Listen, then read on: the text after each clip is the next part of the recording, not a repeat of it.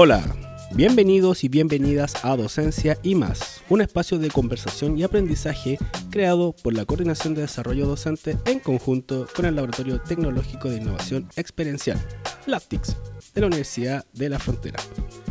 Recuerden seguirnos en nuestro Instagram @cdd.ufro, donde compartimos novedades e iniciativas desde la coordinación. Estamos con Belén Conejeros, actual coordinadora general de Ciencia 2030 UFRO, ingeniero civil e industrial con 10 años de experiencia en el diseño, gestión y facilitación de programas que promueven la innovación, emprendimiento y co-creación. Durante los 2 últimos años ha centrado su quehacer en la formación de docentes de liceos técnicos, centros de formación técnica y universitarios en aprendizaje activo, promoviendo el fallo inteligente como estrategia de aprendizaje. Coautora de la metodología para la formación de innovación Just Fail, falla, aprende, itera y lidera. Belén. Hola Armin, ¿qué tal? Bien, ¿y tú? Cuéntanos. Muy bien, gracias. Aquí estamos, hoy día me toca coordinar Ciencia 2030 y desde ahí es una agenda que no solamente invita a las universidades o a las carreras y programas vinculadas a ciencia, sino que también al área de humanidades, de ingeniería, en donde el desafío que nos pone Corfo en su momento y hoy día ANID es que podamos desarrollar las competencias de investigación, desarrollo, innovación y creación de empresas de base científico-tecnológica en los estudiantes de pregrado, posgrado y también a nivel de investigación y académico. Entonces estamos ahí instalando y proponiendo iniciativas, metodologías, actividades en general que nos permita potenciar esta Agenda 2030 dentro de la universidad. Excelente.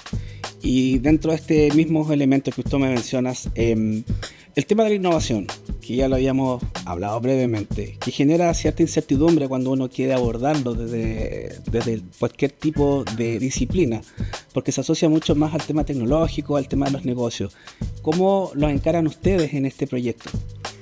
Mira, en términos de docencia, de formación, es una mirada integral, más allá del desarrollo del producto, del proyecto, del servicio, que lo que andamos buscando es que puedan aportar valor, agregar valor a la sociedad. Finalmente también tiene que ver con una forma de enfrentar la vida, desde la persona, cómo va solucionando problemas. Entonces los investigadores vinculados a esta, que ahí quiero destacar principalmente toda la línea de trabajo de Tony Wagner, identifica o estudió una serie de un número importante tanto de personas como de empresas que estaban mirando en la innovación y lo pudo resumir en 7 habilidades y que es un poco lo que uno va viendo también en otros investigadores. 7 habilidades. Qué interesante. Cuéntanos un poco más de eso, por favor. Tony Wagner la resume de esta forma y coincide también con otros investigadores. Desarrollar el pensamiento crítico y resolución de problemas, la colaboración, generación de redes y liderazgo, agilidad y adaptabilidad, tomar la iniciativa, la comunicación oral y escrita, acceso y análisis de información y curiosidad e imaginación. Si te das cuenta, son todos elementos o habilidades enfocadas que finalmente es la persona o el estudiante en este caso que tiene que ir desarrollando más allá de la importancia del proyecto en sí. Entonces esta es la importancia que tiene toda esta estrategia, toda esta vinculación que tenemos con la docencia para poder llegar al aula y finalmente al desarrollo de habilidades de los estudiantes. Entiendo. Y, por ejemplo, el tema de la metodología Just Fail. ¿Nos podrías contar un poco más? Porque generalmente tenemos mucho temor al tema de equivocarnos, al error, y supongo que esta metodología enfoca esta perspectiva de otra manera y nos gustaría mucho profundizar en eso. Sí, Just Fail nace como una metodología de formación para la innovación en donde nos enfocábamos mucho en términos del desarrollo del producto. Te estoy hablando hace 10 años cuando partimos junto a Carlos Isaacs en el desarrollo de esta metodología. Y en el andar, en el implementar y en validar la metodología, nos empezó a ocurrir que los empleadores nos decían, eso es efectivamente lo que quiero que hagan los trabajadores, que resuelvan problemas. Pero también nos empezó a pasar con los docentes que decían, eso es lo que yo necesito que los estudiantes hagan en clase.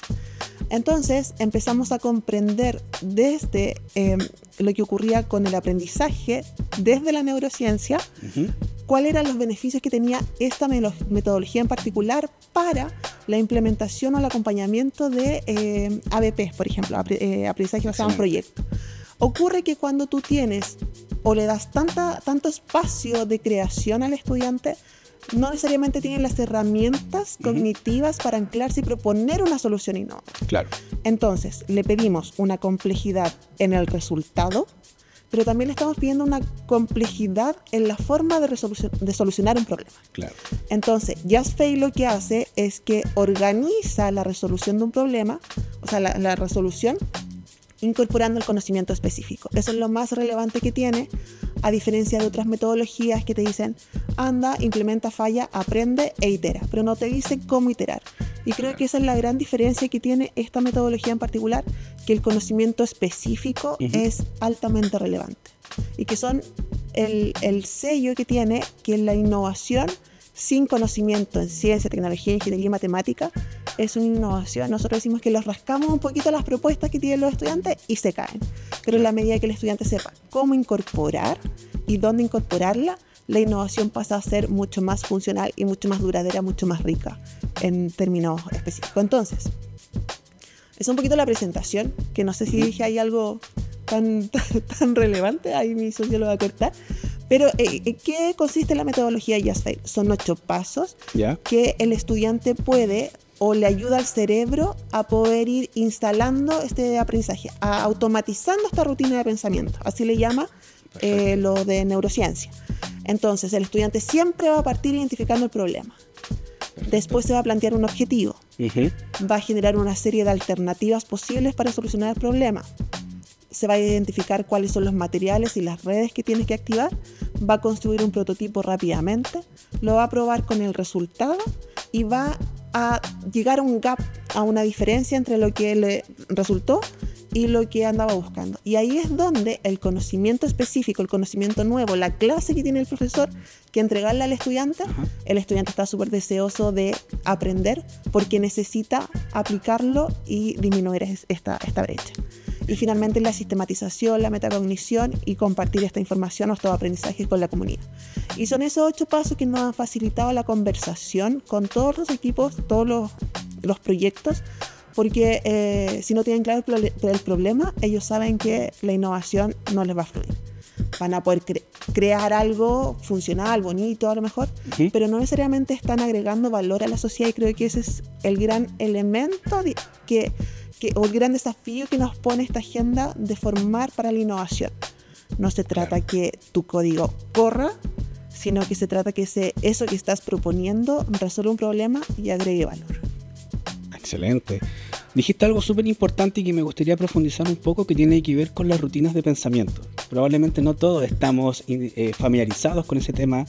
¿Nos podrías explicar un poco más si esto es aplicable a todo tipo de disciplina, a todo tipo de lugar, de cómo yo aprendo? Las rutinas de pensamiento son los elementos más básicos y más potentes de la docencia, del aprendizaje. ¿Cuáles son los pasos que una persona tiene que hacer para llegar al producto esperado? Excelente. Entonces, aquí cuando me ha tocado acompañar a profesores a que mejoren o que hagan una innovación docente, les pregunto, ¿cómo quieres que el estudiante escriba, por ejemplo, un marco teórico? ¿Cuáles son los componentes que tiene que tener? Y la respuesta es fácil, o sea, dime cuáles son los componentes. Y no lo tienen claro. Entonces, en esto de decir, lo primero que tiene que hacer una persona para construir un marco teórico es preguntarse tal cosa, revisar tantas referencias. En ese ejercicio de identificar los pasos, es que yo le estoy ayudando al estudiante a anclar su aprendizaje. Excelente. Y lo hago tantas veces de la misma forma que el cerebro lo va automatizando, liberando carga cognitiva para enfocarse en lo importante, no en el cómo. Perfecto. ¿Te doy un ejemplo? Por favor. Por ejemplo, una rutina de pensamiento podría llamarse algo así como cuando tú vas leyendo, la M con la A suena ma, la M con la A suena ma, la M con la I suena mi. Entonces yo tengo que juntar la primera letra con la segunda letra, con la cuarta letra y así sucesivamente. Entonces tú vas generando esta forma que tiene que tener el cerebro de resolver ese problema, ¿ya? Si el estudiante no logra automatizar esa forma de resolver ese problema, gasta mucha energía cognitiva en recordar cuáles son los pasos que tiene que hacer. Espérate. Bien. Te doy un ejemplo de rutina de pensamiento. Ya. Por ejemplo, cuando tú estás aprendiendo a andar en bicicleta, tu cerebro gasta mucha carga cognitiva en recordar cómo vas generando el equilibrio, cómo vas andando. Exacto. Y llega un momento en que tu cerebro ya no piensa en cómo tienes que andar en bicicleta. Solamente andas en bicicleta. Sí. ¿Sí? Sí. Ya, y es cuando más fácil te sale andar en bicicleta y le pones velocidad porque Exacto. el cerebro ya automatizó esa forma o esa rutina para resolver ese problema en Entiendo. particular. ¿Cuál es el problema que tenemos los profesores? Que cada uno tiene su propia rutina de pensamiento y Claro. no es explícita para el estudiante. Entonces el estudiante, además de responderte en conocimiento, tiene que tratar de adivinar e interpretar cómo tú quieres que abordes el problema. Exacto. ¿Sí? Entonces, ¿cuál fue el beneficio que tuvimos con Just Fail?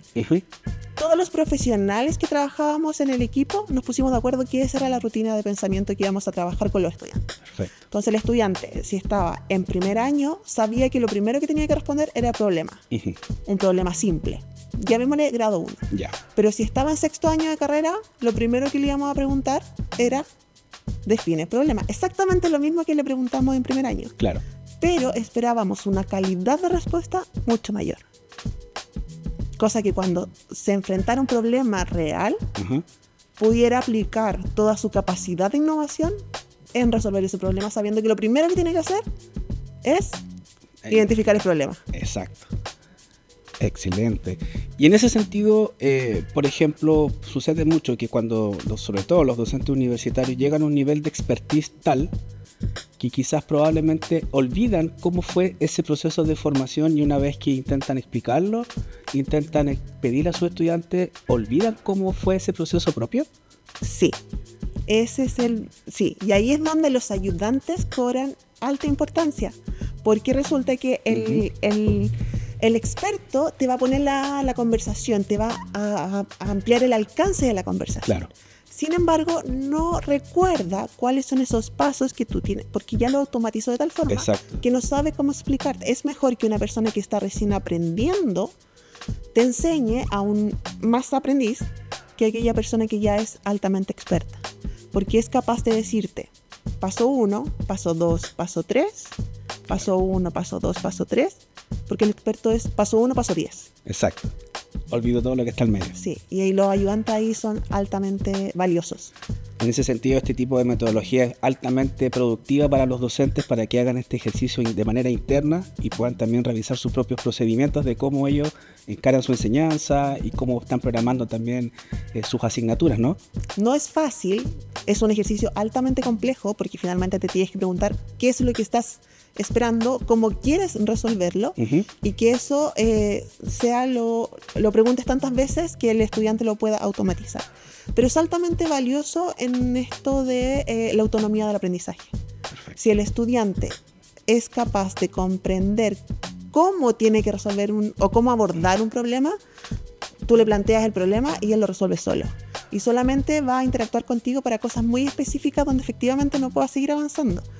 Y ahí vamos generando finalmente la autonomía que es lo que andamos buscando en estos espacios formativos. Qué buena explicación y qué buen concepto de la autonomía, porque al fin y al cabo lo que se busca en la formación, sobre todo profesional y universitaria, es el tema de generar autonomía en el profesional, que es un tema muy complejo de producir, sobre todo viniendo de un sistema escolar que es altamente guiado y que no genera tantos espacios de autonomía. ¿Cómo ustedes han visto a partir de los proyectos que ustedes tienen y han llevado este tipo de problematización y cómo la metodología que ustedes proponen cae casi de cajón en este tipo de problemática? La progresión del aprendizaje, la comprensión de que el aprendizaje es progresivo, yo creo que fue uno de los primeros elementos valiosos que metimos en la conversación de nosotros como formadores de la innovación. Nuestro primer resultado de aprendizaje era que el estudiante automatizara la rutina de pensamiento. Perfecto. En instancias lúdicas. Ya. Entonces le bajábamos la presión o le bajábamos el estrés a colocar conocimiento duro, muy técnico, que le generara ansiedad, y le ofrecimos espacios más lúdicos donde lo importante era resolver el problema, plantear una solución y date cuenta que estás aplicando conocimiento STEM. Perfecto. El primer desafío, que es el regalón de todos, mío y de los que lo han vivido, que es construye una máquina la máquina de Volver.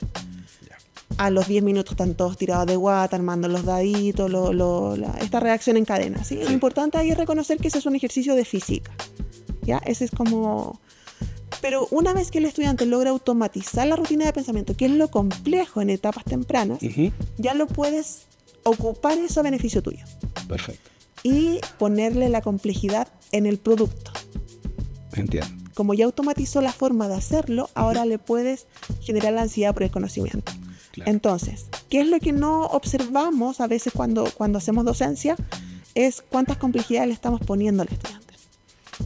Y con esta posibilidad, con esta autonomía que le estamos generando, el estudiante solo va a salir a adquirir conocimiento, se va a atrever a preguntarle a personas desconocidas o interactuar con personas desconocidas porque tiene elementos conceptuales que él mismo fue viviendo para interactuar y generar mayor conocimiento.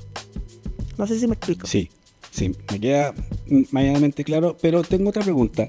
En este sentido, por ejemplo, el tema de la innovación, que es lo que estábamos inicialmente conversando, ¿cómo aporta entonces en el desarrollo de manera ya más intencionada? Porque nos damos cuenta de que el concepto siempre estuvo, pero nunca fue utilizado de manera intencionada, ¿no?